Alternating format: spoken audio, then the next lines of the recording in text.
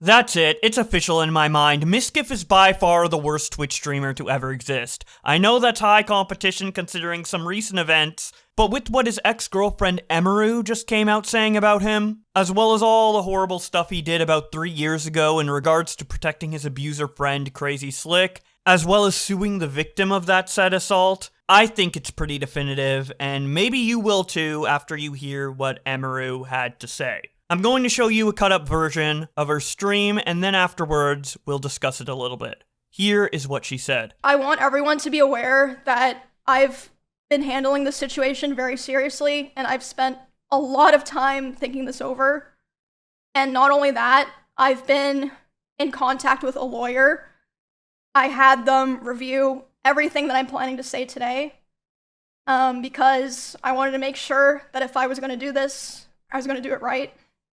Because it's so serious. Today, I'm finally going to be opening up about the psychological and domestic abuse, stalking and harassment, sexual assault, and threats of blackmail that Mizkif has done towards me, and some of these issues which are still ongoing. For the entirety of this year, I've attempted to separate myself from him and not talk about him at all, and not talk about this issue, and just not make it a public thing. I always tried my best to keep this to myself, but like I said, I feel like it's gone to the point, which I'll explain later, that I feel like it just has to be done. And I have always believed in not condemning people or starting drama online. So I'm sure a lot of people are going to be asking, why am I doing this and why now? And I would like to explain that before I get started so that people understand what prompted me to do this today, and that it's not just on a whim. The first and probably most severe reason is that one of the rules that I set for myself a long time ago about withholding this information was that if I ever felt like somebody else was in danger of being hurt, I would then make myself speak about it. And 2 weeks ago, I was informed by 3 separate people, one of whom was present for said incident, that he had done something similar to something that he had done to me, to someone in LA at the end of September. And this person is not a streamer or content creator, but obviously that does not matter. And because of this, I cannot in good conscience sit here knowing that I know critical information about someone that almost no one else does and not say anything. I think that most issues and dramas should stay private and off the internet. I still hold that belief to this day, and I will hold that belief going forward. However, there are certain things that cross the line, and I say that the line has been crossed too many times to be count. There's a point where I believe that people deserve to know. I think that at a certain point, if you know a lot of things about someone and you don't say anything to look out for others, it's wrong. It's wrong to keep it to yourself. I don't want what happened to me or what has happened to other people because of him to happen to other people, and I don't believe he will ever stop behaving the way he does. An honorable mention reason for why I'm doing this is that for a while, he has been indirectly threatening me through my friends and people that I work with. They've informed me that he said that if I ever talked about anything he did, he would try to create a smear campaign against me in retaliation. I was told that he even approached other streamers who were close with us back when we lived together, asking them if they would join with him, and they all refused.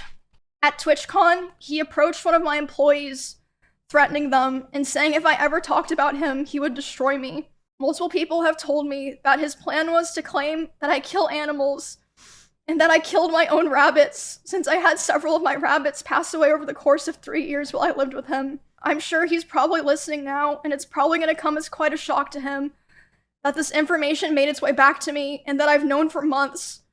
But if you try to threaten me to stay quiet, especially using my poor dead animals, I'm not going to stay quiet. So now that I've explained all the reasons why this took so long and why I made the decision to do this stream, I have a few more things I would like to get out of the way before I start talking about all of this. The way that I'm going to do this today is I'm going to run through everything from the beginning to the end to try to get across the story as accurately and fully as I can. We're going to be showing a few screenshots validating what I'm saying. I have more things, but this is what I felt comfortable using today. I know this won't stop everyone, but I ask people, for the streamers that I mentioned, please don't go bothering them or asking them for more information. If there's something else that they want to say, they'll say it themselves, so there's no point to go pester them and bother them about it. The last thing that I want to make clear is that not every person that I interact with or that I'm friends with knew the extent of all of these things. And in fact, most of them didn't. And some of them didn't even know anything at all. I tried to keep things private with my close friends, but if anyone during the past year ever approached me asking questions, I didn't lie and I told them the truth. Yeah, I don't want there to be some kind of witch hunt like, oh, you knew and this, no. A lot of people, didn't know everything or didn't know anything. This is all public, obviously this part. I moved in with him, I believe it was the end of 2021, because he offered. I was living alone at the time, and I was having stalker issues in Kansas, and I mean, you guys know, like, all the stuff that happened there. I ended up joining the org and everything, and I mean, a lot of people already know this, but I'm just gonna come out and say it. We started dating. We were in a relationship starting January 2022 after I joined OTK. I'm not planning to go into too much detail about the start of the relationship because it honestly doesn't really matter at this point. It's irrelevant now. The only things that really matter that you guys need to know for the story are that it was, one, an extremely private relationship. It was even hidden from friends and people in the org, but I mean, obviously people all eventually figured it out. They're not fucking stupid. And second, it was an extremely codependent relationship. He initially portrayed himself to me as someone who was very nice to girls and wanted to help me feel safe from stalkers and wanted me to succeed as a teammate. And we grew very close over time, and I was very dependent on him for feelings of safety, social life, like my stream, my job, everything. It's not a secret. I think everyone who paid attention knew that he was very controlling over what I wore, to a degree, who I was friends with, and even when I would stream. It was definitely slow over time that bad things started happening. At the start, it would be things like, for example, he would throw bottles, like plastic bottles with liquid in it, not like glass bottles, at me, despite me telling him, like, I didn't like it and it scared me and I bruised very easily. He would throw his phone at me. I would tell him, it scared me, I don't like it. And one time it even hit me in the eye, which caused me to get a black eye, but he always, was like, oh, it's an accident. And I was like, oh yeah, it's an accident. I actually had like a small black eye from running into something and no one could tell. Yeah, no one could tell. I thought I wouldn't be able to cover it because it was really bad. Deserved me to myself. What'd you run into? I was like turning a corner really fast and I hit like the bottom of my eye socket on the wall. I didn't want to admit it, but I had to. At the time, I just kind of was, I just brushed it off, and looking back now, I feel like that was kind of the start of him testing my boundaries, if that makes sense. So that was already kind of starting to show signs within the first 6 months of me and him being close. And then, again, a very public situation. The end of 2022, the cover-up allegations happened. Like I said, all that's public. You can find all that, see like what I said during that, everything. After that happened, his behavior started getting a lot worse. I feel like it's so apparent if you go back and watch anything from that time. I tried so hard to help him and be there for him because I really believed in him and I wanted him to, get better and get back on his feet and be the person that, I always believed that he was. But that, unfortunately, did not really happen. He never wanted to stream at the same time as me. And to me at the time, it made sense because, I was like, well, of course, we share a lot of community members. If we're live at separate times, we're both going to perform better. It makes sense. And a lot of you guys probably noticed that I would only usually stream on Tuesdays, Thursdays, and Saturdays. That was because of him. The first time that we ever streamed at the same time was for the 2024 Rust Kingdoms event on Twitch. We're both streaming the Rust event, and I thought it was going really well. I thought everyone was having fun. I was like, oh, this is great. Everyone's, doing the same thing at the same time. We're all hanging out, we're gonna have fun. Like, I was really, really excited. And then I start seeing in my chat, people start saying unofficial Ms. Raid, and I'm like, what does that mean? And then I check my Discord messages, and he's messaging me. He's saying, like, Emmy, you know, I'm gonna kill myself. I'm gonna KMS. I waited so long for this, etc. Basically, he was upset because I had higher viewership than him. That's literally it. I had higher viewership than him. And like I said, this is during an event, so there were drops. Like, everyone knows when there's drops, like, it's not even fucking real. But he starts messaging me, he's really upset. I tried to tell him, I was like, bro, you should come back and play. Everyone's having fun. Everyone's, like, wondering where you are. But yeah, he ended his stream. And then I'm still live, you know, trying to act like nothing's wrong. In that house, I had a glass door, so I could, like, see this was happening. He was walking behind me, making sure that I knew he was there, by the way. So there were many ways out of that house, if he wanted to leave the house, that were closer to his stream room. He intentionally chose the door that was right by my room. I feel like that's pretty apparent, at least to me. He starts walking behind my stream and slamming the door so loud that my noise gate can pick it up. So even people on my stream are able to hear this is happening. And he slams it so hard and so many times that the front door literally broke. The lock did not work anymore. It didn't work for months, and it would just make this horrible sound that I would have to hear, like, every fucking day. But anyway, so I hear him back there doing this, and I'm like, what the fuck is going on? So I tell my stream, I'm like, hey, guys, I'll be right back. I get up and I go talk to him. I'm like, hey, what's going on? And he's like, Emmy, like, I hate all of you guys. Like, all you guys do is just take from me. And, like, I'm just done. Like, I'm just done. And I was like, is this, like, really happening because of rush drops? And he was like, I don't know what else to do. He was, like, going off on me, like, basically saying that he hated me. And I was like, well, I don't know what to do now. And he was like, go finish your stream so that people don't know anything's wrong. I stop in the bathroom outside my stream room, and I'm, like, you know, checking my makeup, trying to make sure people can't tell that I was, like, crying. And I'm only in there for, like, 30 seconds, and he comes and, like, looms in the doorway. He's like, what are you doing? And I'm like, oh, I'm just checking my makeup.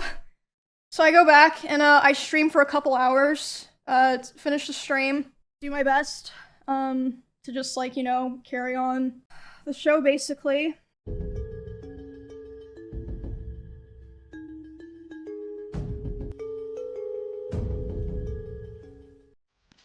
Today is the Rust server. Chat, I'm excited. We got some stuff. Dude, we're gonna start talking to people again. We're gonna hang out a little bit. Got raw pork. I'll fucking take it. Would you like some raw pork? Yeah, I'll fucking take raw pork. Hell yeah. Enjoy. So I thought, why not build a house up here? Yes. I can pay rent in your house. Okay, let's do it. Yep. Oh, wait, check this out. Come here. Ooh. Not bad, huh? House.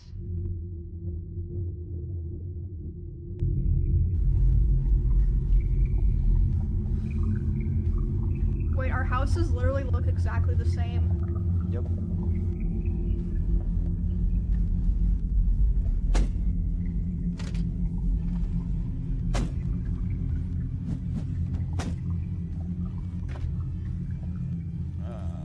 Hello?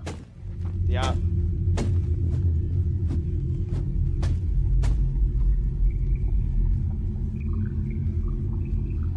I want to see Emmy. I can't believe you guys made separate houses. Biggest sweats, you retards. They will come after you guys. They're the biggest sweats. We can stop them early. Yeah, let's go. Let's do it, dude. We'll join the resistance. You're spelling it wrong? Yeah, my bad.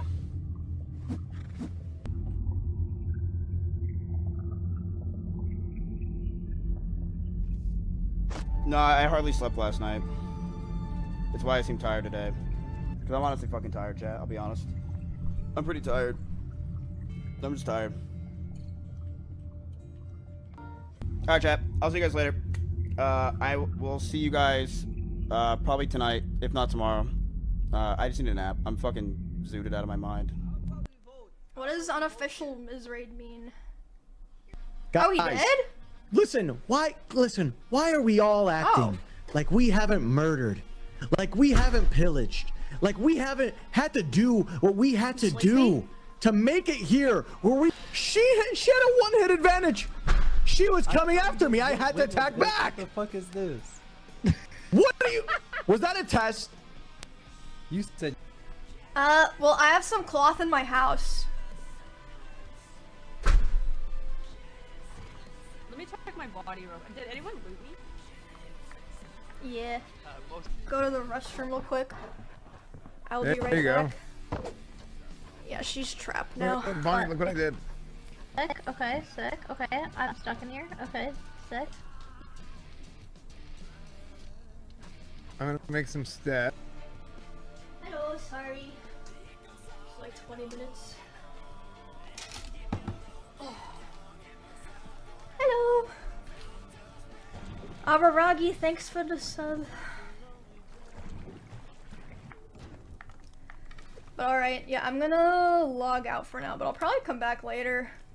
And if not today, then tomorrow or my normal time, so. After that, like I said, was when things started to get really fucking bad.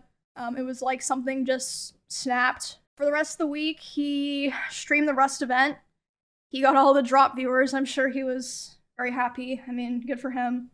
And during that time, I obviously was like thinking and processing a lot of what happened. But I mean, it was a lot because this person was at the time like kind of my partner and my best friend and like the only person that like I really talked to ever, or like at least off stream. But the very next stream, I went live about a week after that, and I announced that I was planning to move because I knew that I would have to move. So I was like, okay, I have to go live and say this, so that kind of forced myself to commit to it. Obviously, I didn't move out right away, but after like all of that Rust stuff happened was when the other domestic abuse stuff really started. He would destroy furniture in front of me. He would throw things in front of me and near me. Destroy walls. Again, you can go see this in some of his VODs in his bedroom. The holes in the wall. Did you show your stream the hole in the wall? Mario. Look what she does to me. Like, you can see the controller imprint. Do you see that? What? It like lines up perfectly. Cause I mean that's what caused it. But like you can see the outline. It's kind of sick.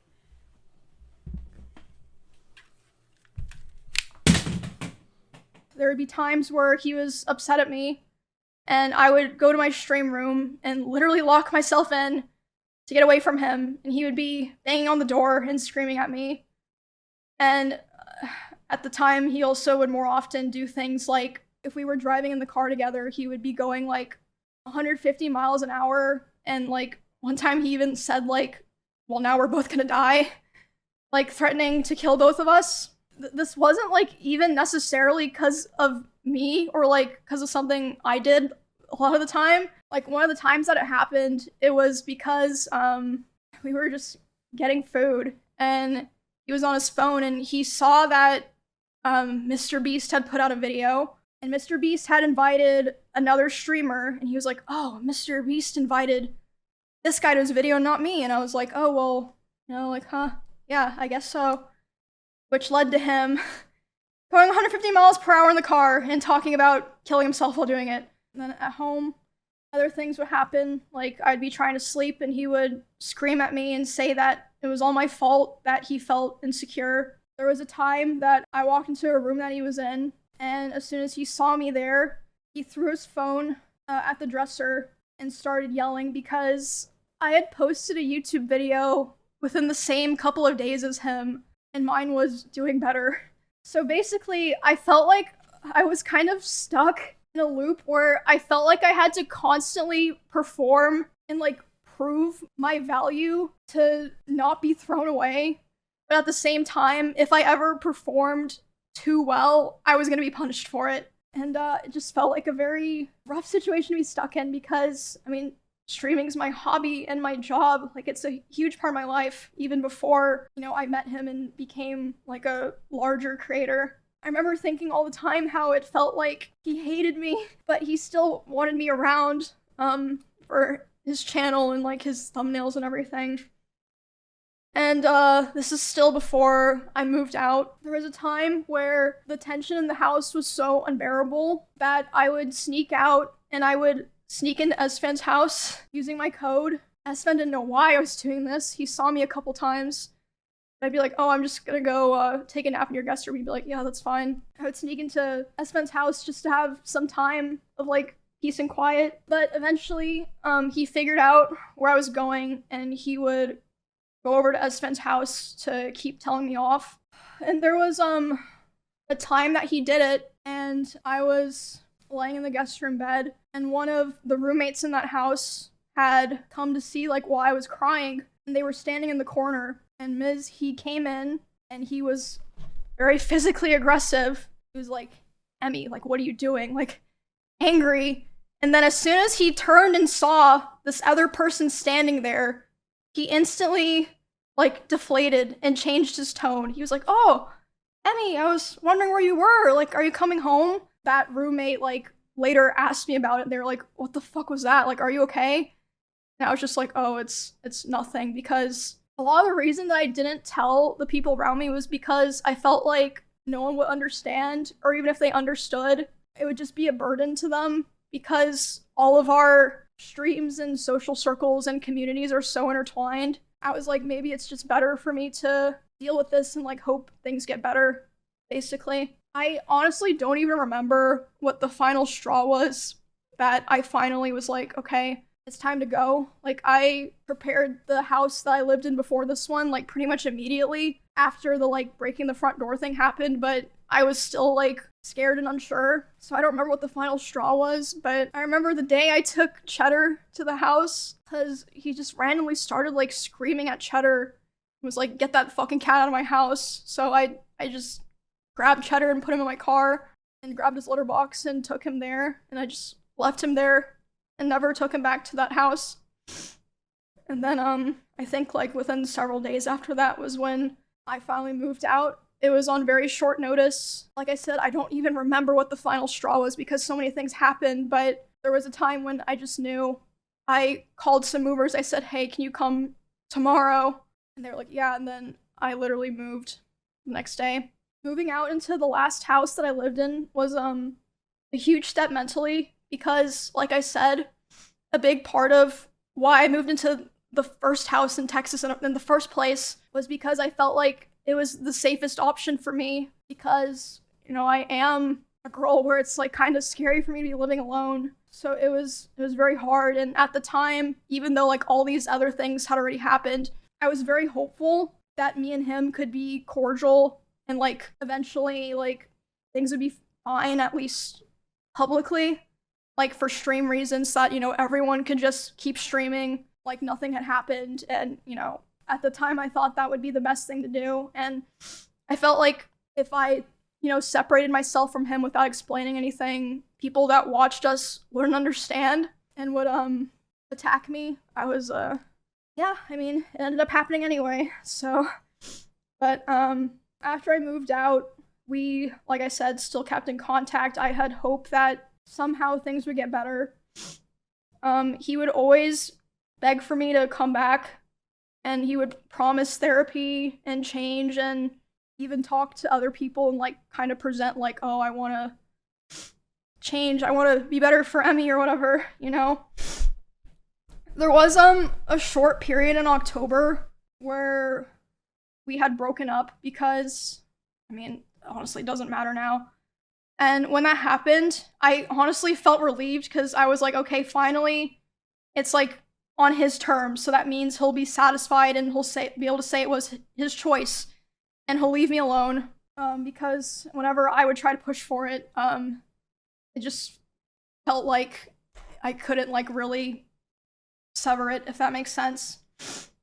But I mean, obviously, hence me doing this stream, that was not the end of it. A week after this breakup, he asked to come over to my house and talk for closure. He came to my house, and I was crying like crazy because the emotions were just very high, because I was dealing with a lot of major shifts in my life as a result of me attempting to start to try to distance myself from him. He started to try to comfort me by hugging me while I was sitting on the couch and holding me really close to him. When this was happening, we hadn't talked in quite a while, and I'm usually very uncomfortable with being touched a lot by people that I'm not in a relationship with. But I let him hold me while I was crying, and he started kissing me in my face, and I let him do it. I was still sobbing a lot. And then suddenly he tried to climb on top of me and aggressively shoved his hand down my pants, and I screamed. Yeah. And when I screamed, he jumped off me like a cat. And instead of apologizing or checking if I was okay, he said, "I feel weird now. I feel like I did something wrong. I have to go." And he immediately left my house while I was still crying without checking if I was okay or anything. And at the time, I was still making excuses for him, and I was still afraid of causing trouble for other streamers around us or like making things weird for viewers. I know that probably sounds crazy, but like I just felt this pressure, like I had to try to keep things together, if that makes sense. I felt like I'd caused trouble for so many other people if I ever said anything bad about him, or if I caused rifts in our friend group or streamer group. I tried to stay on good terms with him and hold everything in, and also I still cared about him a lot, and I still at that point had hope that things would get better and that, you know, he would improve. He'd also always hammer into me how he never physically abused me because he never hit me, and he would coach me and tell me to tell people or other streamers who were asking about it because they were concerned. He would say, tell them that I never hit you. Make sure that they know that I never hit you. Around the same time, this was during OnlyFans 2, so I guess like December-ish. He would often message me in the middle of my streams and berate me for things like playing the same class as him in WoW because he thought it would make people think that I was better than him. And again, like I said earlier, I felt like I was stuck in a constant loop where I had to perform well to not be thrown away, but if I performed too well, I was going to be punished. I actually wanted to show some of those messages. Emiru then shares some screenshots on her stream of her and Mizkif talking in Discord. The first screenshot she shows is from November 30th, 2024, where Emiru says, "But how do you know it's not just someone who doesn't follow, lol?" 2 hours later, she follows up by saying, "Yes, I'm still waiting to be DPS, but for dungeons I have to tank. Yeah." Mizkif responds, "You really don't. Like, you don't." Emiru says, "How can I not tank in dungeons?" Mizkif responds, "You straight up don't have to, because you were a DPS?" Emiru responds, "My group didn't have other warriors." And then Mizkif says, "Yeah, I know where this is going, and I'm not dealing with it. I asked for a boundary, and it's always crossed. You don't know boundaries." Emiru responds, "Huh? How can I not tank as a warrior in dungeons?" Mizkif responds, "Because you aren't a tank?" Emiru replies, "When I said I don't want to be tank, I mean I don't want to tank in raid, which is still true, cause I don't know what I'm doing." Mizkif responds, "You do not need to tank in dungeons." Emiru responds, "So I just..." Then Mizkif replies, "Now I'm going to get so much shit. Non-stop." Emiru replies, "Don't you ever pull aggro?" Mizkif responds, "Emmy is better. Emmy this."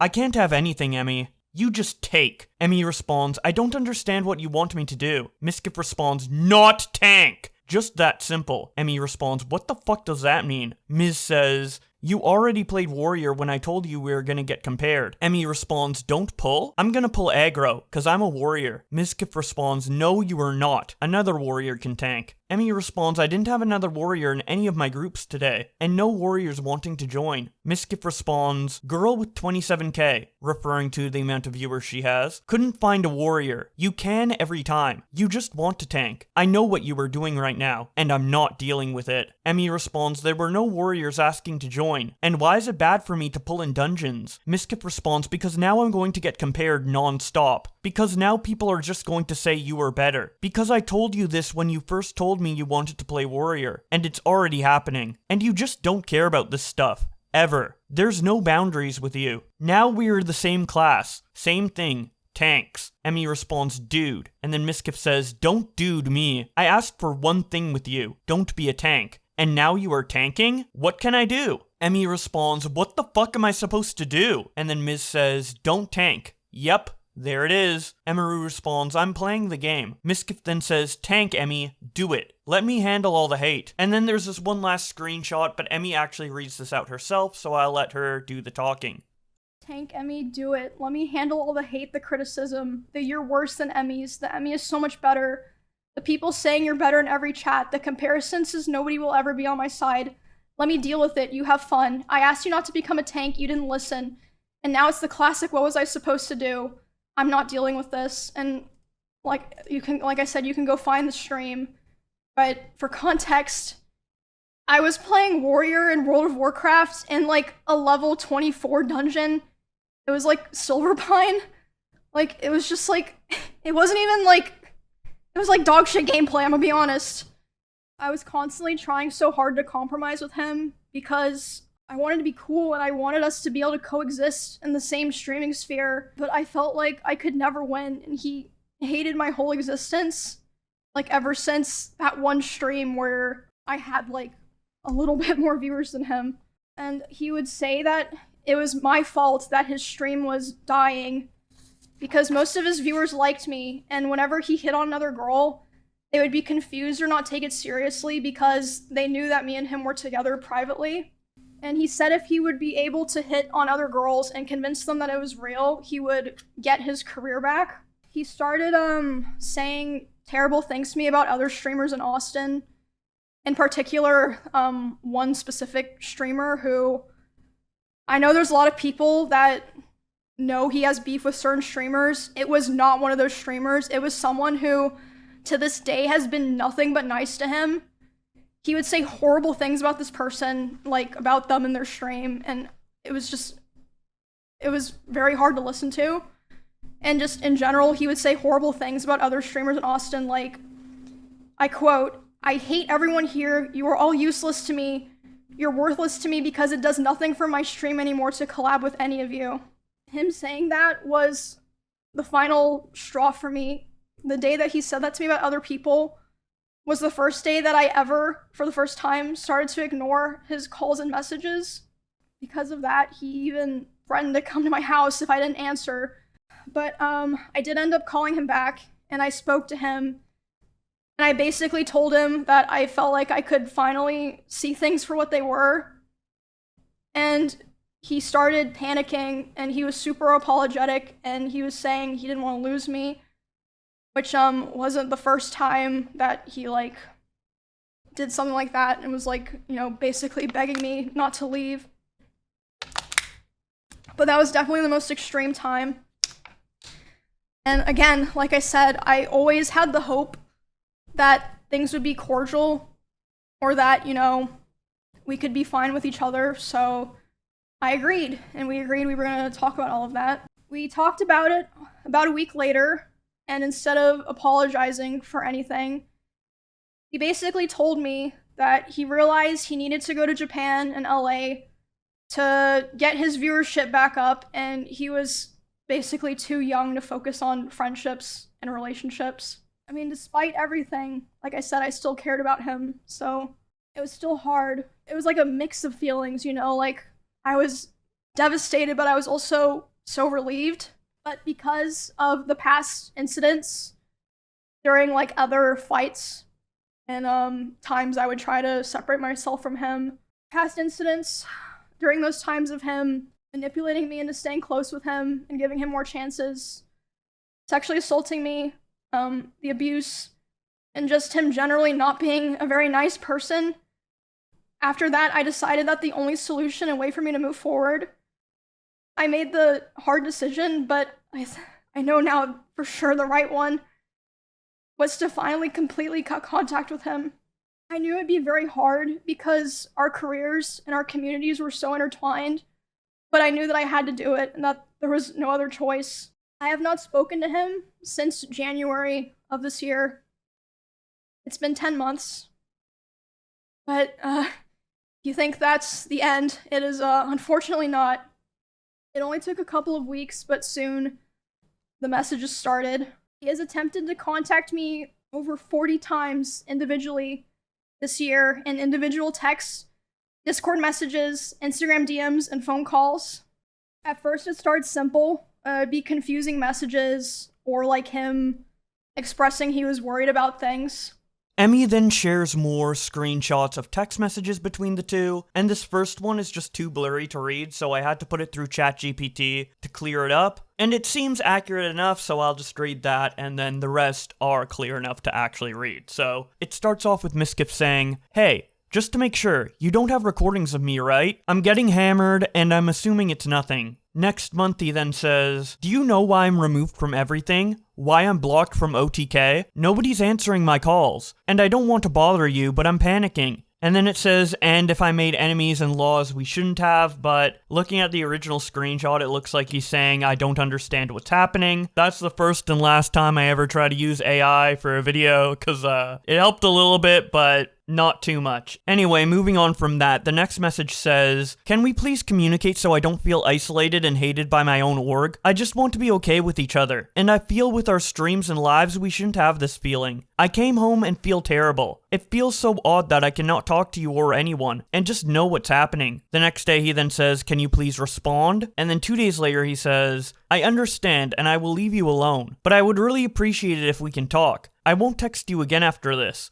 I really do want to talk if possible." Then in March he says, "I know you don't want to hear from me, but I can't just not message you. I still care about you. If you need to talk, I'm here. I'm so sorry shit like this happened. I'll be up all night if you need to talk." The next day he says, "Can we please talk, Emmy? I'm sorry for what I said." Then the next week he says, "Can we talk tomorrow?" Couple days pass and then he says, "Hey, I found out you weren't invited to the party. I know you wouldn't want to go, but I didn't do invites. You were invited, of course, and I hope you are doing okay and one day we can talk." Couple days later he says, "Emmy, can we please talk? I really need to tell you things. I'm so sorry for the past few months. I'm so sorry for so much that happened. I need time to be alone, but I really love you so much. I just needed to know what being alone, and I learned I needed you. I don't want to be without you. I regret so much that I hurt you, and I left, but I know I needed it. Please call me. I haven't stopped thinking about you in months. I know what I want and it's you, and only you. I've been nothing but miserable without you. I love you, Emmy, and if you take me back, I want us to be a real relationship.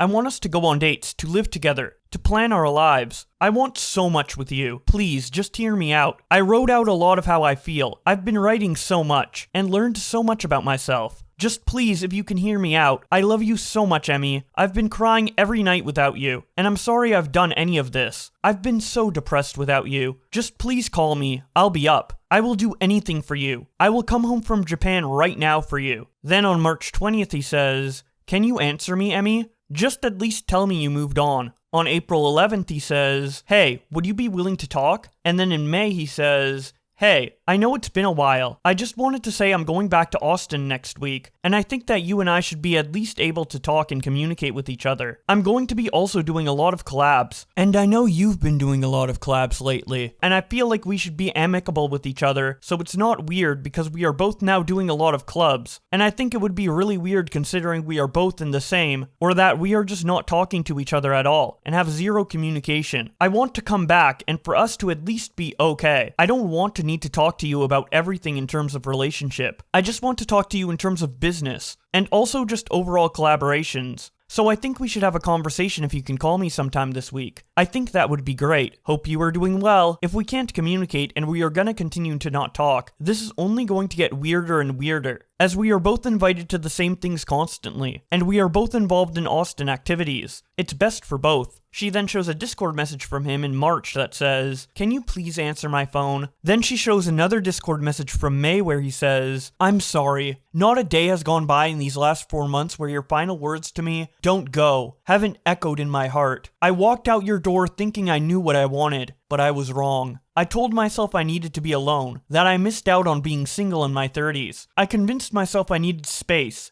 freedom, distance. But the truth is, I was afraid. Afraid of commitment. Afraid of what it meant to truly let someone in, even someone as beautiful and kind as you. So I tried to protect myself in the worst way possible. I pushed you away. I told myself lies to justify it. I said I was bored. I said a relationship would hold me back. I said I didn't want to be with just one person. But those weren't truths. They were shields I put up to avoid facing my fears, and the parts of myself I haven't yet healed. And in doing that, I lost you. The last 4 months have been the hardest of my life. Whatever people may see on the outside, online or anywhere else, know this. I've been lost without you. I've missed you every single day. I've cried more times than I can count just thinking about your smile, your laugh, the way you'd say merp, or make those little sounds when you were happy. I even had to unfollow you at one point, not because I wanted to forget you, but because seeing you reminded me so painfully of how badly I messed up. I love you, Emmy. I always have, and I know now I never stopped. I know our time together was far from perfect. My mental health weighed heavily on us both, and I'm sorry for what I put you through. You carried more than you ever should have had to, but I'm working on myself now. Really working. I've started treatment. I'm on Lexapro and propranolol, and for those of you who don't know, propranolol is a drug used to regulate high blood pressure and heart problems and like shaking and sweating and stuff like that. And Lexapro is the brand name for escitalopram, which is an anti-anxiety and depression medication, which is actually something that I've been taking for many years. Pretty much the only thing I have in common with this piece of shit. And from personal experience, I can tell you that it's not a magic drug.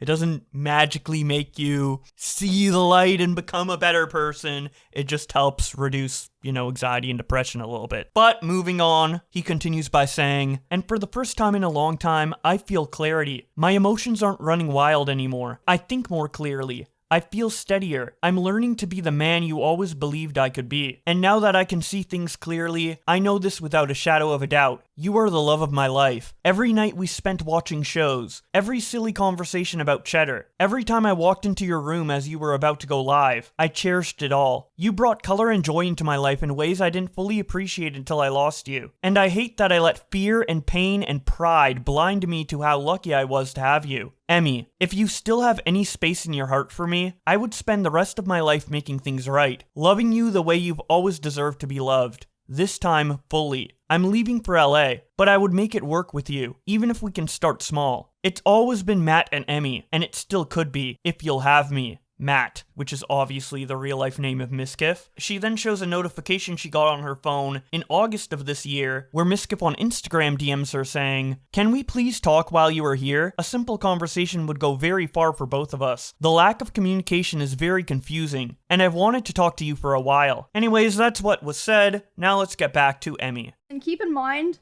this is only things that he sent to me. I can't document all the things that people told me that he was saying. And, it's just kind of a funny side note, I guess. I would like to highlight this message because, it doesn't really matter, but I ran it through a ChatGPT checker and, all the highlights, like I said, doesn't really matter. I just thought it was interesting. The messages were just simple things, like, him saying he was worried about things, or saying no one was talking to him, which I don't think was even true at the time. I think he was just saying that to try to guilt me into responding to him. I'm not sure about that, of course. I made the mistake of thinking that I only had to cut him off through personal, private communication, but I also had to start avoiding going to the same parties or places I was worried he'd be in person. There was a party that I attended several months after I first went into contact with him. I was aware that he would be there, and I thought it'd be fine. I thought it wouldn't be a big deal. I thought I'll just let him have his space. I'll have my space. It's not a big deal. We're adults, right? During this party, I felt like he was following me around and monitoring me, but I thought that I was just being paranoid. I was hanging out with Nick and Catchy and a couple other friends. At some point, Nick was like, "It's too fucking loud down here. Let's go upstairs. No one's upstairs. Let's just go, chill in a room and talk where it's not so loud." They, as a group, went upstairs first without me, but it took me a bit longer to get up there because someone stopped me and was talking to me. And I did feel he was standing pretty close to that person. I felt like he was watching me, but again, I thought I was just being paranoid. I went upstairs. I was hanging out with Nick and Catchy and, our other friends. And then about 30 minutes later, the room that we're in, the door opens. It's Miz. He opens the door, makes eye contact with me, goes, "Ooh," and then closes the door and leaves. And I was like, what the fuck? But again, I was still trying my best to, give the benefit of the doubt. Maybe it's just an awkward situation or something. A couple months later, the person that he was hanging out with that night reached out to me privately and was apologizing. And I was like, why? And they're like, I just felt like I had to apologize to you because I felt so bad and so embarrassed of what was going on. Like, yes, he wanted to see what you were doing. He was saying, like, I want to go see what's upstairs, and he was checking every room. And then after he opened the room that you were in with Nick, he closed the door and started laughing, and then he just wanted to talk about, you know, how you guys broke up for the next, like, however many hours of the night. The next story that I want to tell involves what happened to me, Valkyrie, and Cinna earlier this year when we were attacked at the Santa Monica Pier. Yeah, it happened March 3rd of this year. A lot of people were talking about it, talking about how me, Ray, and Cinna were attacked, which was not an issue. Like, we had no issue with that. Like, obviously, it's big news. People are going to talk about it. It should be talked about. No issues with anyone talking about it and covering it, and that included him. And again, I'd like to remind people at this point, we were already a couple months into me being no contact with him, making it clear I didn't want anything to do with him. So during this stream, he was covering what happened to me, Ray, and Cinna. He decided that he was going to tell more of my personal stalker stories that I've never personally talked about or shared publicly myself. And one of these stories was one that, like, no one knew at all, and, like, it just felt so shitty because at the time that those things happened, you know, all the people that lived in that area together, we all came together and we all kind of decided, and this was heavily pushed by him, we should never talk about this because, you know, people are going to be weird. It puts Emmy in more danger and, you know, gives people ideas. So we're never going to talk about it. But, you know, of course, as soon as there's some big drama that he's not involved in and he finds a way to, you know, bring up, oh, I was there for something that happened to Emmy, he does it. And by the way, it was also so frustrating not saying anything at this time because the way he told those stories, he kind of framed himself as, like, the hero. He was like, oh, I held the stalker at gunpoint. No. The only person who ever came into contact face-to-face with that stalker before the police came was Bonnie. Bonnie is the person who found that guy outside, went inside, told everyone, called the police. The police came. All Miz did was he stood far away from the front door, behind glass and metal, with a gun. Yeah, I mean, I understand, still very scary, but why are you acting like if anyone deserves credit for that, it's Bonnie. Like, it's literally stolen valor. I'm so glad I finally get to say that because she is the one who, like, kept everyone in those two houses safe, not him. I was obviously panicking, like, I just had this horrible thing happen to me the night before. It was, like, huge, like, public, millions of people seeing it, and then my crazy ex-boyfriend is going live talking about more of my personal stuff, and I'm, like, crying, and Cinna and Ray are like what's wrong? And I tell them, and I'm, like, panicking. I'm like, I need to call so-and-so, I need to call so-and-so, I need to call so-and-so, like, these different people that I was like, they can contact him because I did not want to contact him. Ray, Cinna, some of me and Miz's mutual business partners, and Asmongold were all messaging him to stop. And by the way, Asmongold told me that he tried to call Miz while he was talking, and it rang 3 times and then hung up, which means that he saw it and he just wanted to be able to keep talking. I don't know exactly what, like, the other people said to him, but Ray and Cinna told me that they were messaging him being like, bro, like, stop, what are you doing? Like, why are you doing this? And he was messaging them, who were also equally as traumatized as me, of course. They had gone through the same thing. Oh, what am I doing wrong? I'm letting people know what, you know, girls go through.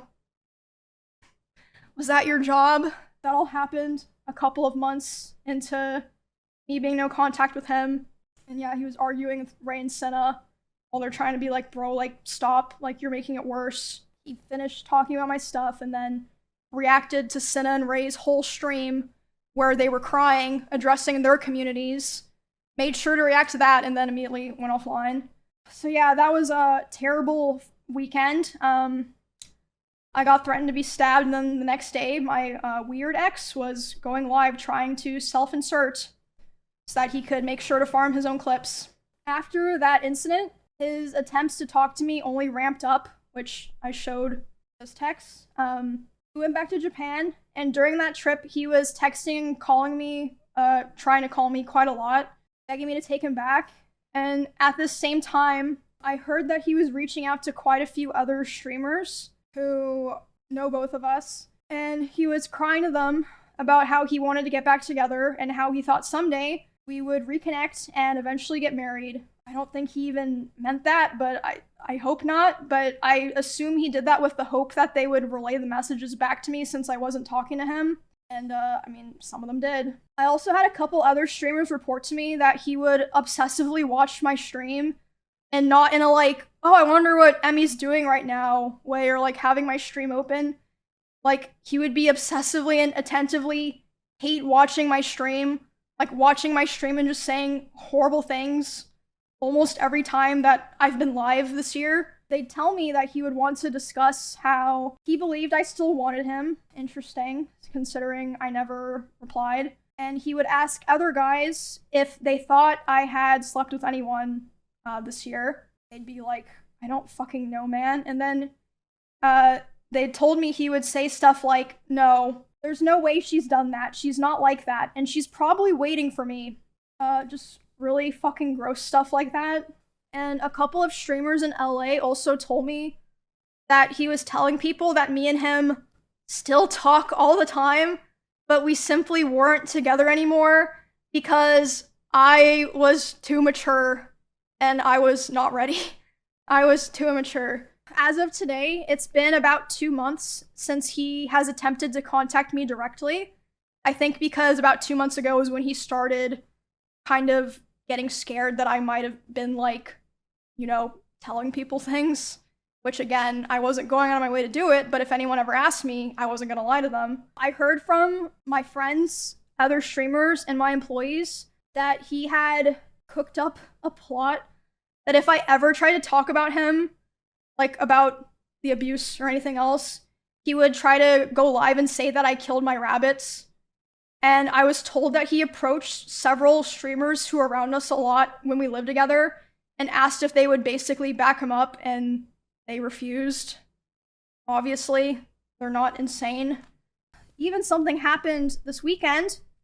At TwitchCon, one of my employees told me he went up to them and he threatened them, saying, if Emmy ever tries to talk about me, I will destroy her. Whatever that means.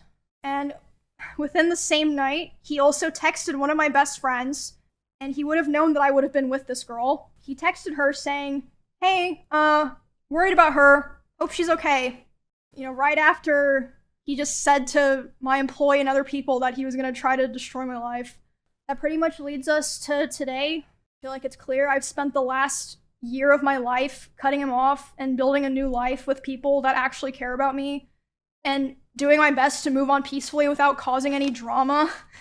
I did not want to do this. A lot of other creators actually told me that after his other allegations in 2022, if I wasn't the first person to stand up for him and start appearing on his channel again, they do not think that they would have gone back to helping him with his content. So I always tried to keep things private, always tried to make things better, had hope that things would get better, you know, tried to be supportive, and my thanks that I got for all of that was abuse and resentment.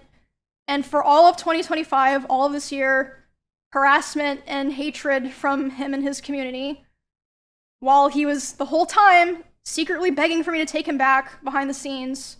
I've taken a lot of steps to restructure my life and be a lot more careful about who I help and who I invest my time and my care into. And I'm doing a lot better now, but I felt like this was a necessary stream because, like I said at the very beginning, I have heard that he has done things to other people that aligned with some of my own experiences, so I felt like it would be wrong for me to keep holding on to all this information. I know I stayed for way too long, and I thought that I could help, and I unfortunately learned that I couldn't, but I worked really hard to have the life that I have now with my friends, my family, my pets, and my community, and I'm so grateful for how things are now. It was very difficult, but I'm very proud of myself for making the choices that I did to end up where I am now. I also want to make it clear that not everyone that I interact with or that I'm friends with knew the extent of the things that were happening. And a lot of streamers didn't really know anything at all, but I mean, like I said before, people aren't stupid. I think it's pretty clear that a lot of people knew that things were happening, and like I said, you have to remember, it's not just me. A lot of people have told me that they have their own, grievances with him. But for the people who did know about this, thank you for being there for me through all of this and supporting me and cheering me on. And there were a lot of people as well who, even though they didn't know anything, without asking any questions, they still were very kind and supportive, and I will always remember that for the rest of my life. I am already in the process of filing a restraining order on him in both Texas and California. And I also wanted to say that I would not be surprised if he tries to sue me for this stream that I did today and for coming out about him. Not because he thinks that he would win, but for PR reasons, like a slap lawsuit. It'd be interesting if that happened, and I wouldn't be opposed to people finding out more of the truth and things that I didn't even talk about today, and what else he's been lying about. And I'm sure there's also plenty of things that even I don't know about. Yeah, there's more things that I didn't even talk about today, but I'm hoping that now that I have this out, this is the last time I ever have to talk about it.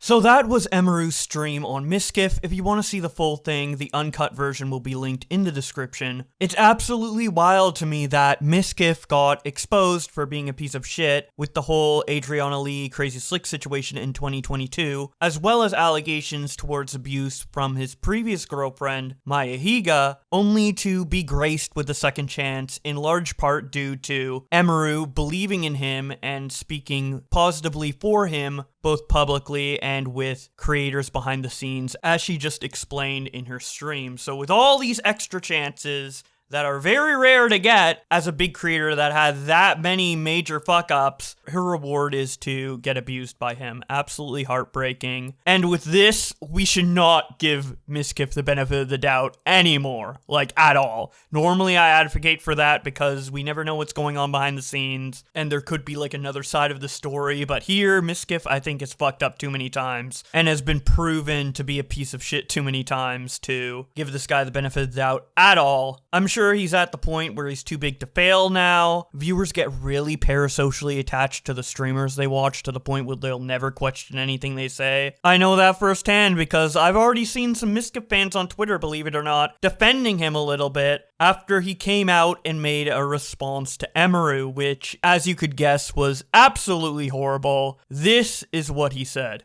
Is this goodbye? No. It's not goodbye. Not at all. Yo. Yo. Explain yourself. I will. Promise you. Are you starting your right-wing grift? It's getting close. Expose everything, bro. It's time to go full demon time. It's clearly obvious at this point. It's full demon time. Why not? It is time to go full demon time. Just letting you know. There is no holding back. Who cares anymore? I will expose everything about every person that you've ever known. And it is time to go full demon time. Yo.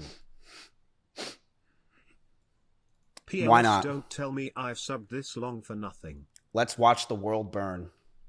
Let's watch the world fucking burn. If people want to act like this, I see some people saying some very obtuse things. We can watch the world burn. Fuck it. Obtuse. Yes. There's some people that are saying some pretty crazy things that I was seeing. I haven't even gone on Twitter. I saw other things. And I'm like, damn. But I've been around for 10 years now.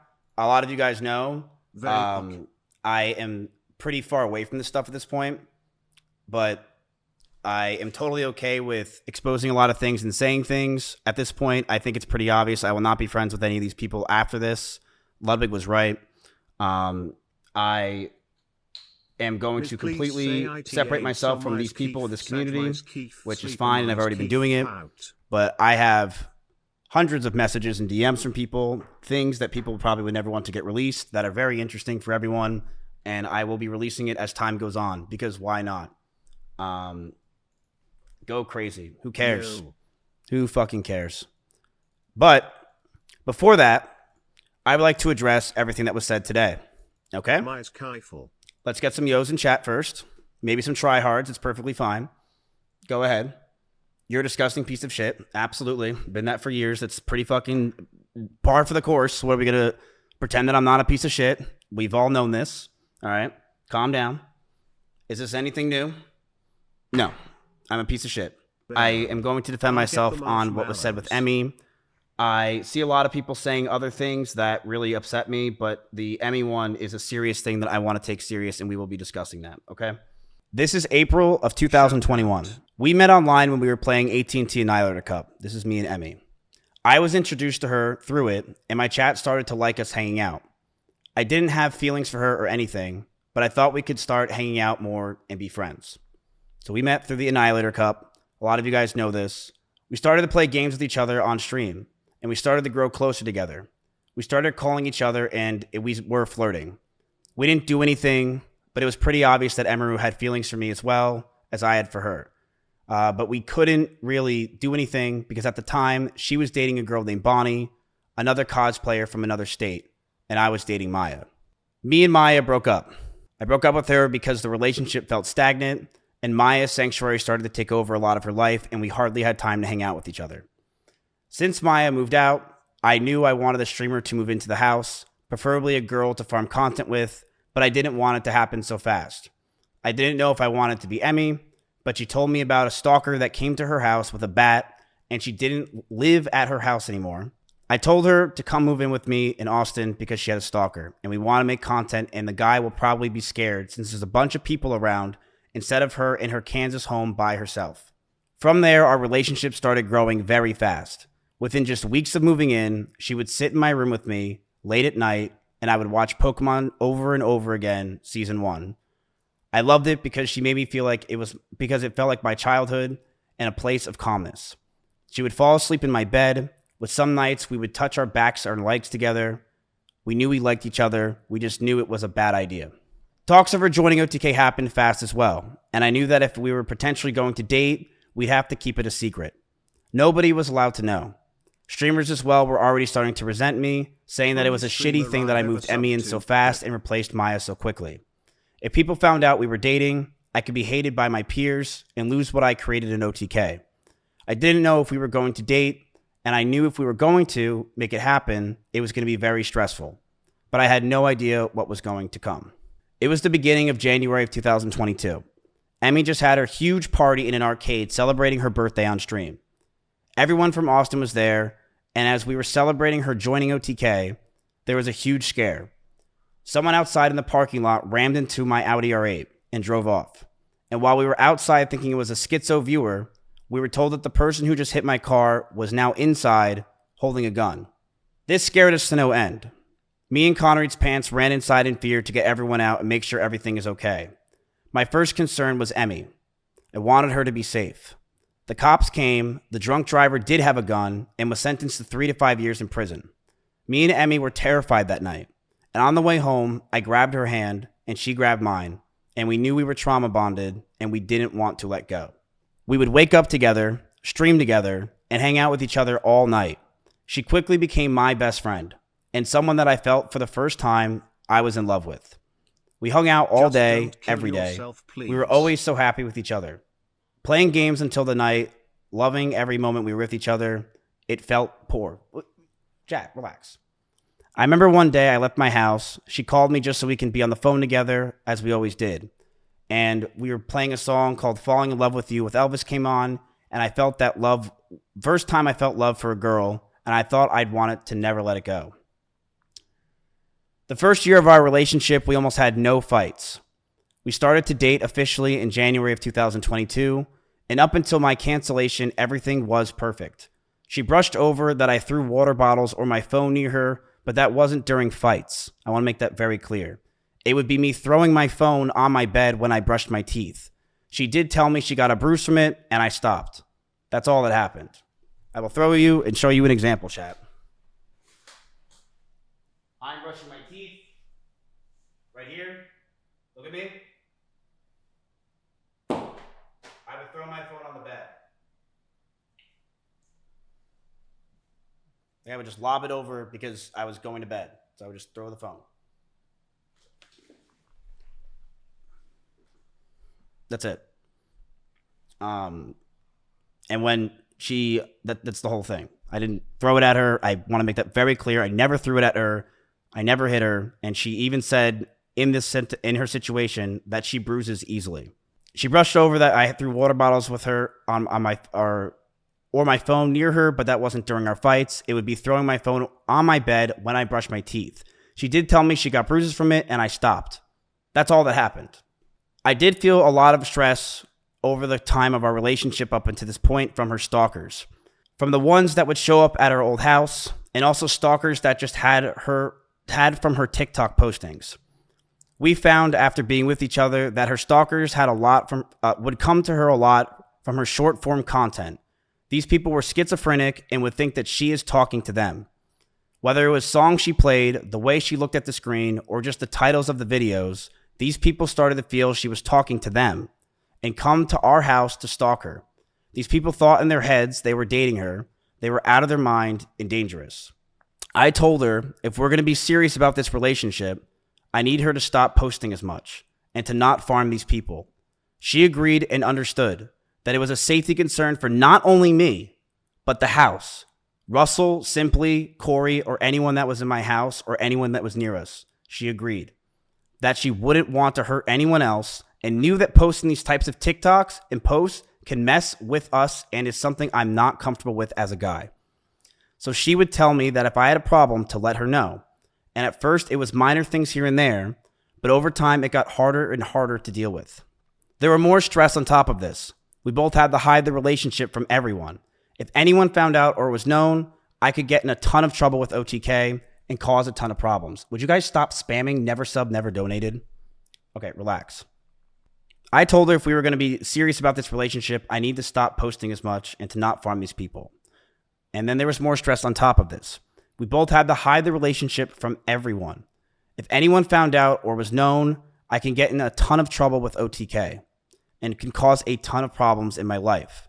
So I lied to all of my old friends, S-Fan included, who lived just next door to me, and everyone in OTK. And that was very hard for me to do. Stay strong, Miz. This will pass. We had a doggy door between our rooms just so we can hide it from everyone else, including my roommates. We would lock the doors to avoid our roommates finding out. As time went on, they found out, but to most of our friends in the Austin circle, they never officially knew. That stress alone would drive anyone mad, but our love for each other was strong and we knew we can handle it. In September in 2022, a lot of you guys know, I was canceled by Trainwrecks and others trying to claim I covered up sexual assault. It was proven wrong, but that destroyed my mental health. I felt like my brain cracked, and I was never the same since. I was suicidal, depressed, and I didn't know what to do with my own life. Every day felt like an absolute nightmare. I was losing OTK, my mental health, and all my friends. Emiru was one of the only people that were there for me. She ditched sponsors to go with me to Japan. Dry our lips. She went with me anywhere I needed because she wanted me to be happy. And she knew sometimes I freaked out. I lashed out. But she loved me and she knew I was in a terrible mental place. It got so bad, the stress and constant talking about the same things over and over and no sleep and depression, that most of my hair started to fall out and Emiru started to hurt herself while we were in Japan.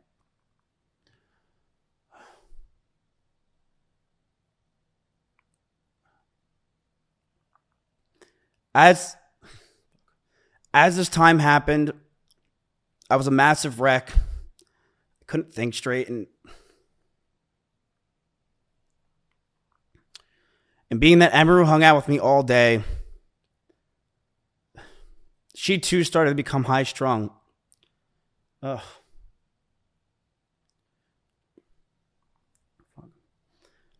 We would yell at each other, fight, and argue all the time. Things we never once did. I felt this relationship was taking a huge strain. But I thought it could be fixed over time since things were just so amazing that first year. But I'm so gay. But as we stayed around longer, I started resenting her a lot more. You can take it out of my only mode. You got But as to we Smith, stayed around we longer, I believe you. started resenting her Say a lot no more. more. I never want to talk about this. I'm over here Emiru has a stroking lot my of dick. I rabbits. got lotion It on was her my calling dick when she right first now. moved I'm in. just stroking my shit. These I'm were a horny big as part fuck, of her man. life. I am a freak But on as those mine. rabbits moved out of her room and into the living room, they started to see disgusting neglect. No food, no water, sometimes not having clean bedding for weeks. I, along with many others who would come Holy over, fuck, I am would going give to them come what they needed, and I would tell her all the time to take care of them, but to no avail. She completely neglected those rabbits, so much that many of them just died over 1 year of being around in my house. My cleaning ladies would clean them just because they felt terrible, and my brother once came over and said, and I quote, "If you ever marry this woman, I'll never forgive you." Here is a video up close of Emiru's rabbits. These are small little mites that are inside the rabbit cage, and she didn't care. She completely neglected these animals, and I'm not going to sit around and let people say that she didn't. People who came to my house knew that they were neglected. This is an up-close view of the rabbit cage being completely disgusting and neglected. She left them to die, and I'm not going to sit here and have her pretend she didn't. I would tell her to take care of them all the time, but to no avail. She completely neglected those rabbits, so much that many died just over a year or two of being around in my house. My cleaning ladies would clean them just because they felt bad, and my brother once came over and said that if I marry her, he'll never forgive me. In fact, when Maya came over during my cancellation, she actually commented on Emiru's rabbits and said, "These rabbits are completely neglected and this is disgusting." Emiru wouldn't clean the cages, and the smell became so bad that we started to have the rabbits just be outside. I told her if that's the case, she's got to make sure she's giving them water, because they are her responsibility. Instead, these rabbits were left outside in 100-degree heat with no food or water or anything. Most of the time being in cages with no bedding besides poop all over the place. Emmy didn't care. She would sit inside and play League of Legends all day. And what this showed me is that I don't want her to be my children's mother, and I couldn't see myself marrying her. The fights from these times started to get worse. I would constantly want to be farther and farther from her. I would use her for content, but after stream would want to be alone. I didn't know how to break up with her or end things. She was a co-owner of my org, the only person I knew, and the strain of the relationship and hiding the relationship was really taking a toll on me. On top of that, the stalkers were getting worse. One stalker came to my house, and I had to point a gun at him for 30 minutes until the cops came. These stalkers are no joke. And the pressure from the relationship, the anger I felt, and the stalkers as a whole really made us lash out at each other. She would tell me that she doesn't realize what she's doing, that she didn't understand what she was doing wrong. But I would constantly tell her, on and off stream, that she needs to do more because these stalkers are getting worse. I know I wasn't perfect with my language or tone throughout this entire relationship. I know I wasn't. And I was aggressive at times. In regards to being controlling, I told her many things. I told her to dress older, to stop wearing pajamas, to stop talking about stalkers and schizos as a whole, stop talking about past relationships, and yes, I didn't want her to travel without me. I also said that I didn't want her to hang out with specific people. This is because I didn't want her to get hurt. I didn't want Emmy to get assaulted. I didn't want some man to do something to her when I'm not there, and I wanted to keep her safe. And I know with how my mental was and who I was back then that I didn't do everything right. I know I could have done better, and I'm sorry.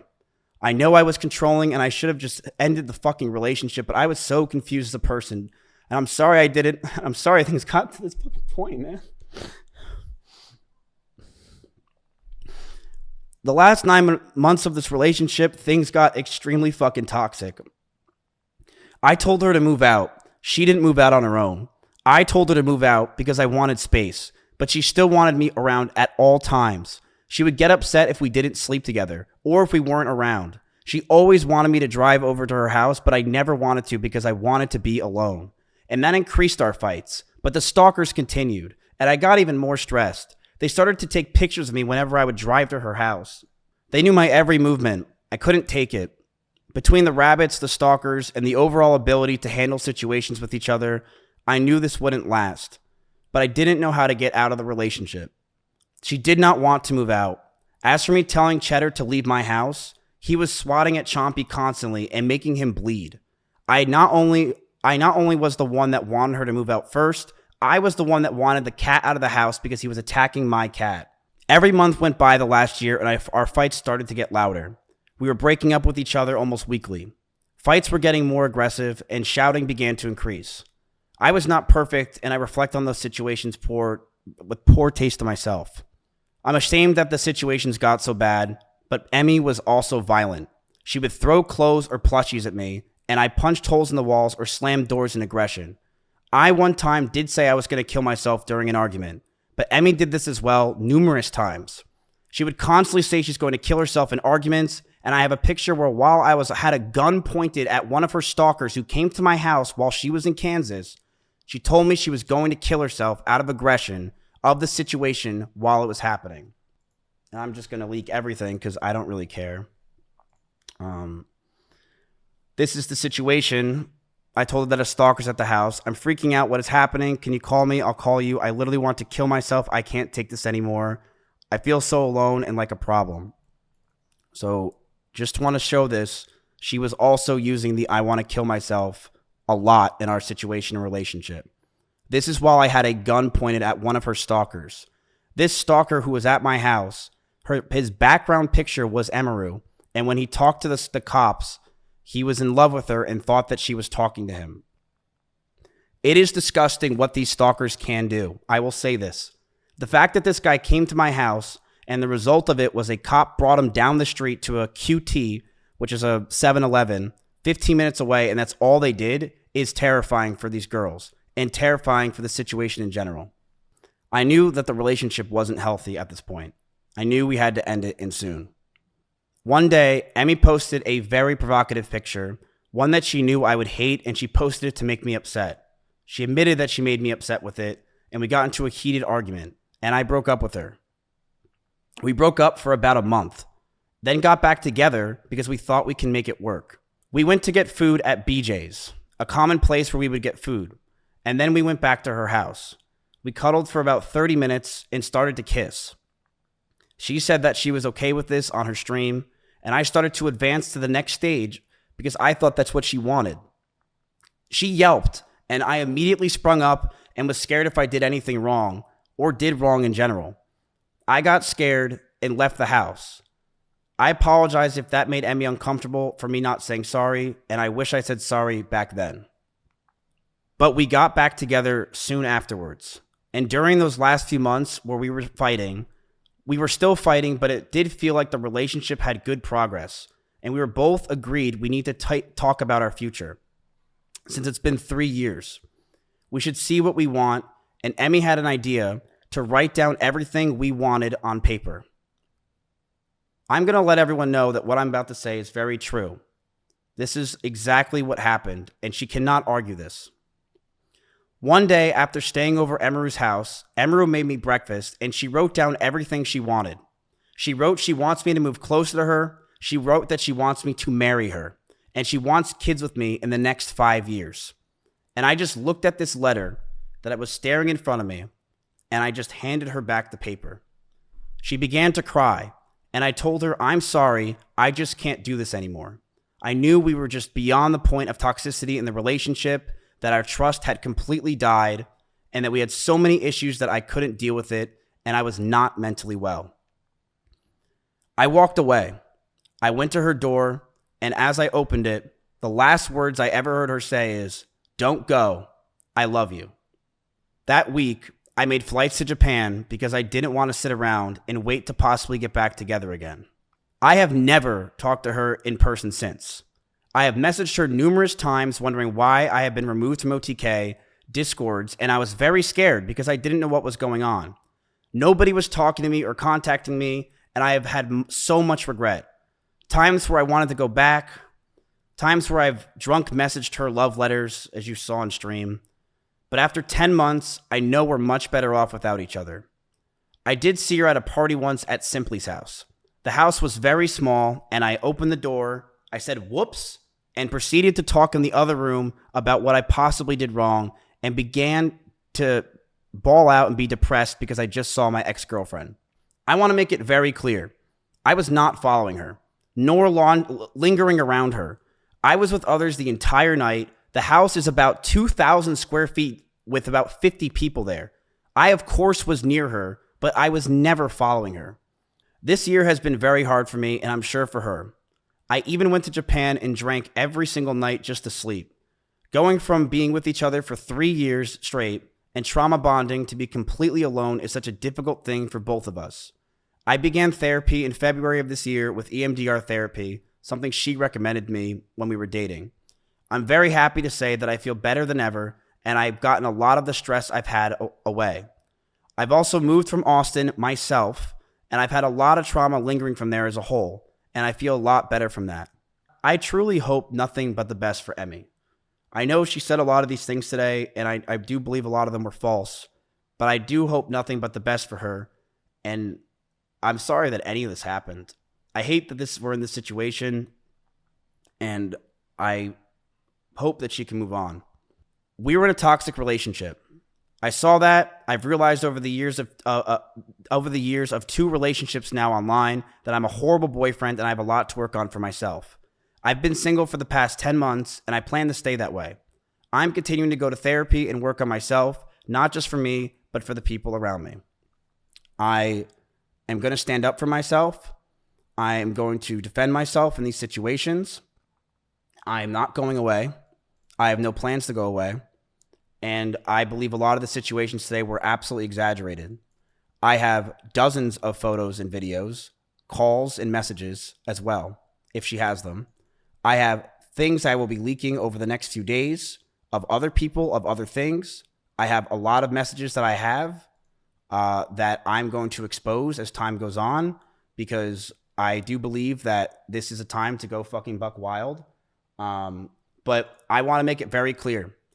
When it comes to Emiru, when she says that I was getting ready to go after her and that I was going to use her rabbits against her, that was never the plan. My plan for myself was very simple. If Emmy were to say something about me, I would say something back. That's it. I never had a plan in my life to go after her or do anything. It was if she ever said anything, I would say something as well. And that's completely understandable. Can you clarify what, if anything, was said to her team at TwitchCon? I said that if she goes after me, then I will go nuclear. And that is exactly what I said. And that is what's going to happen. Because you can't mess with me anymore. I don't have anything to lose. I'm sorry, I don't. Go after me all you want. I have nothing to lose. And I will say this proudly. Emiru abused those rabbits. She did. And if you're in Austin, Texas, and you want to say that she didn't abuse those rabbits at my house, you're lying. You know she did. She abused those rabbits and she let them outside. And it's disgusting. And I didn't want to bring this up ever. This was not something I planned on bringing up in my life. But it's something that she claims that she didn't do, and people are trying to defend her from that, like Asmongold, where he says that one of her rabbits she took and brought around. What about the other 6 rabbits that died? As for what happened with me and Emiru, I mentally have been fucked up for years. And I'm very proud of myself for working on myself. And I think leaving Austin was the best thing, not just for me, but for everyone around me. You're still mentally fucked? I am. I am absolutely mentally fucked. I have been slowly working on it. I do feel like I've been getting better. I feel like I'm very calm right now. I don't feel stressed. I don't even feel angry. I feel that every day I'm trying to learn more and more and do better. But I'm going to stand up for myself in a lot of these situations because a lot of it was not true. And I don't like that she was portraying that it was just me who was at fault. It was a toxic relationship, and that's what it was. Why was viewership so important? I will bluntly say this, and I'm very honest. I was, and I still am, but I very much was someone that was massively obsessed with streaming and viewership. And when my cancellation happened, and even before it, I mean, it's something you guys know. I've been massively obsessed with streaming and viewership over the years, and it's disgusting and it has ruined my fucking life. It is something that I am envious of others. I am angry at others because of it. It makes me jealous when I see others doing well, and it has made me realize that I am I'm never happy for someone else if they're doing much better than me. You guys know this is true if you watch my old stream. I've always been this way. I've been very envious of other people. It's a problem. It's a serious. I'm definitely way better than I was now, or I am now, but it's a serious problem that I am still working on to this day. I am not perfect, and I fucked up with that. I've been this way for a very fucking long time. Did you really drive 150 miles an hour? I'm going to say this very clear. If you know me in Austin, Texas, I drive fast everywhere. I drive fast literally everywhere. I'm in an Audi R8 in Austin, Texas, where the freeways are open. I drive fast all the time. I do. I don't even remember what situation she was talking about. I mean, we were in cars with each other all the time. I remember one time when she was picking me up from the airport and she was in her blue Corvette and she started the speed when we were on a straightaway when she was getting mad and she stayed quiet. I don't remember the exact speed she got up to, but we were definitely flying. But I'll say this as well. I have no problem admitting fault. The person that I was during that relationship, and I would say the Mizkif in Austin, Texas, is fucking disgusting. I hated myself. I hated this person that just sat there all day, stressed and angry and mad at the fucking world. I hated being this upset person because I know you are who you hang out with. And I definitely changed Emmy in a lot of ways and made her very stressed as well. And mentally, the situations we were in, it just cataclysmed both of us. I was a very toxic person and I knew I needed to get out. So I broke up with her. In fact, I broke up with her twice. The first time I broke up with her, I really thought it was over. And the second time I broke up with her was forever. I did message her a lot afterwards, primarily for OTK stuff, but there were times where I did want to go back to her. I'm not going to pretend I didn't. I was drunk. I thought I needed to, but yeah. Alright, so tons of victim blaming on Mizkif's end, trying to bring up the fact that her rabbits died to distract from all the horrible shit he did, like punching walls and breaking doors, which, by the way, Papa Gut on Twitter pointed out that rabbits can die from very loud and sudden sounds. So Mizkif could have been the one that accelerated the rabbit's death. We don't really know who's at fault exactly, but that situation does not compare to even a fraction of the stuff Emiru said about Mizkif and the stuff Mizkif has done outside of abusing Emiru. He also revealed that he started therapy in February of this year to try and better himself when, in 2022, during the Crazy Slick situation, he also said he was getting help and then never ended up pursuing therapy until this year, despite constantly saying every day of his life is a nightmare and he's suicidal. I think those are things that you would probably want to start going to therapy for. There's also him saying in the stream that he was never planning on dropping the rabbit stuff against Emiru, but in that exact same stream says that at TwitchCon he mentioned that he would go nuclear on her if she came out with anything, so clearly he had nukes planned to drop, which was this rabbit stuff. Another inconsistency is that he said he hadn't dated anyone in the last 10 months, but Emiru said the main reason she came out with a lot of this stuff now is because she heard recently that Mizkif was treating another girl a similar way. So maybe he doesn't consider that a relationship, a situationship, or whatever, but regardless, it seems pretty clear that he's not being entirely truthful about staying 100% single while he tries to improve himself, as he is allegedly talking with other girls in a similar way that he did to Emmy, which I would assume involves romantic intent. And then one of the craziest parts about that stream was him trying to compare Emiru throwing her Kirby plushies at him out of frustration to him being violent by punching walls and breaking doors, which is not comparable in the slightest. And then we have Mizkif victim blaming by saying that Emiru was acting too sexy on stream and it was putting her and others in danger. And I know for a fact he's being very victim blaming about this, this because 2 years ago, one of the arguments he and Emmy had over her being too sexual on stream got leaked, and the sexual thing in question was her putting a vodka bottle between her legs. Yes, this video footage I'm showing you right now was the extent of it. If you want to learn all about that, I have a video that you can check out. Now, there is one more clip I want to show that I found on Twitter of streamers Arky and Yugi talking about Emiru in front of Mizkif recently, and I think it highlights Mizkif's character pretty well. So here is that clip.